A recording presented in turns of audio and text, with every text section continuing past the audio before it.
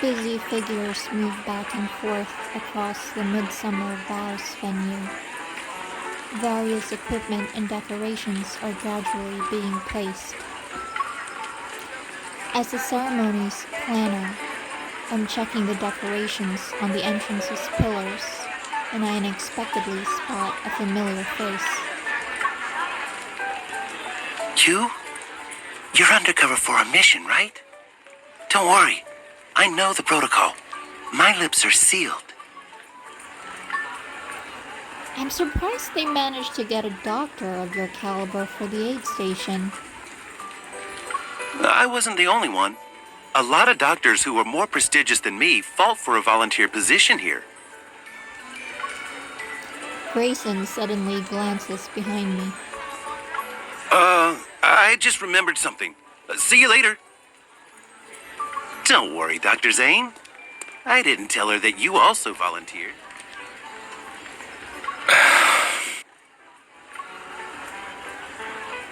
I turn to find Zayne with a helpless smile. His presence alone lifts my spirits. It's okay. I didn't hear anything, Dr. Zayne. They're prestigious. What a pleasant surprise. I didn't expect to see you here. Zayne notices the work badge I'm wearing. Does this event planner want to experience the fruits of her labor as a guest? Well, guests always come in pairs. It depends on this volunteer's schedule that day. And as luck would have it, all his shifts are scheduled before the ceremony. What a coincidence. Are you here because of a mission? I'm volunteering as a medical staff. Nearby, Grayson is nervously greeting a hunter who's disguised as a lighting technician. What's going on over there? It's exactly what you think is happening. Grayson once asked me for advice on how to flirt with a hunter.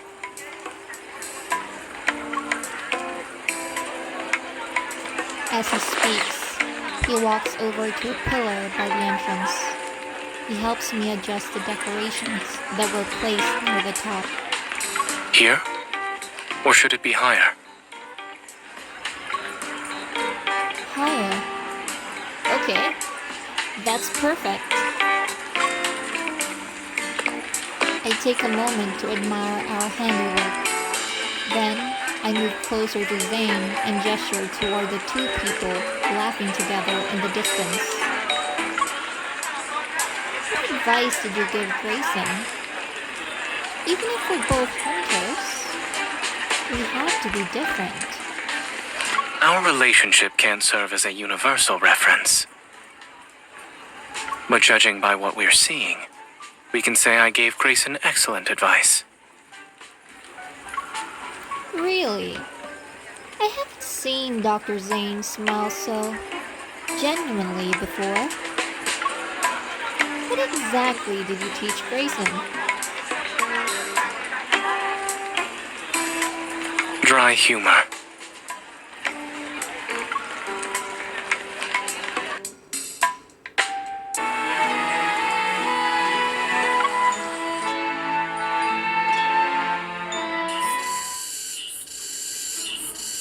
Under the scorching sun, the venue feels like a steamer, stifling and suffocating. The air is so thick that it's almost tangible. I'm busy inspecting the photo area setup when something heavy and cold is placed in my hand. A cool sensation spreads across my palm. Cold drinks and heat stroke prevention supplies from the aid station. I saved some for you. There's an extreme heat warning today. Why don't you take a break? I take a sip of the cold drink. The refreshing coolness instantly rushes to my head and brings immediate relief. In the blazing sunlight, what seems to be white vapor rises from Zayne's body. I blink and look again, to confirm I'm not imagining things. Someone's secretly using his evil to cool off. I'm not exactly hiding it. And since you're benefiting from this, shouldn't you be by my side? I take a step toward him, and our arms touch. If we're joining forces, then I should maximize my benefits first. If we had 100 Zaynes using their evil at once here, it'd be nice. Unfortunately, there's only one Zayne. Yes, that's the expression I want. This young man looked too cold a moment ago. Now he's great with that slight smile. Are you two a couple? We actually need models to test the photo booth setup. I was wondering if you might be interested? The photographer holds up an instant camera. Her face is full of anticipation. It depends on her.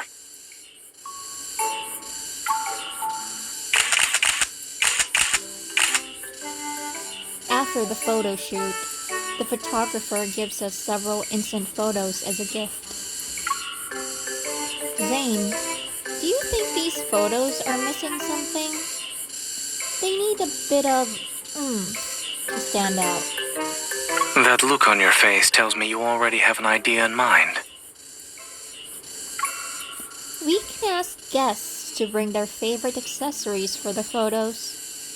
Or maybe we can prepare a selection of props. Accessories that would work for the ceremony? Buttonnieres, bow ties, veils, neckties, and sunglasses should do. I suspect some of these accessories will be chosen much more frequently than others. Although I know exactly what he's implying, I can't help but pretend to be confused. The sunglasses? You're very thoughtful to consider sun protection for the guests.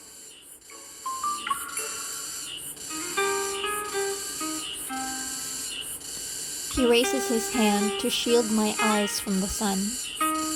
Then, he slowly moves it back to stroke my head, and his fingertips brush against the strands of hair behind my ear. However, I believe the most suitable accessory for this ceremony is a veil.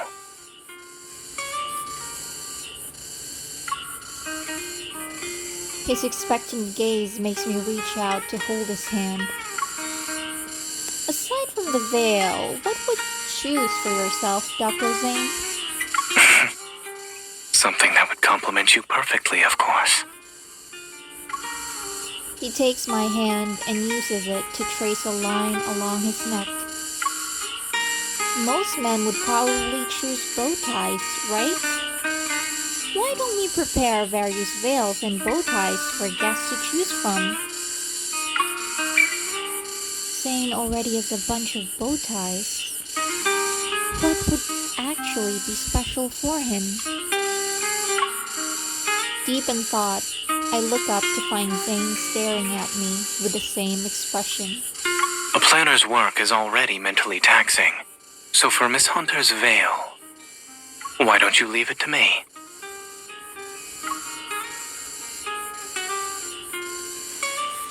After completing today's tasks, I sit down for a short rest.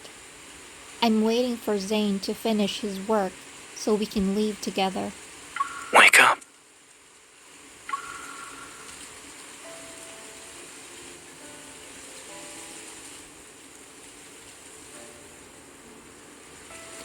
Evening sunlight falls on his face and softens the sharp angles of his features. I poke his cheek. You look nice and gentle. Why did that photographer say you look cold? Maybe she legitimately felt cold. If I had known you were this effective, I would have made everyone look at you this morning because of the heat warning. Instead of doing that, You could try adding more cool lighting to the venue. I do recall the photo booth area having cool light panels and warm light panels. I wonder why a certain person seems eager to help. I pick up a cool light panel and point it at Zayne, who quickly suppresses a smile, threatening to appear at the corners of his lips. Then a cold expression appears on his face. It's a little cold. You've always been like this, even back then. You're just like an iceberg. He gives me the warm light panel. Try this. I don't need to do that. If you're close enough, you can feel the warmth beneath the iceberg. He wraps his arm around my waist. But only one person is allowed to get this close.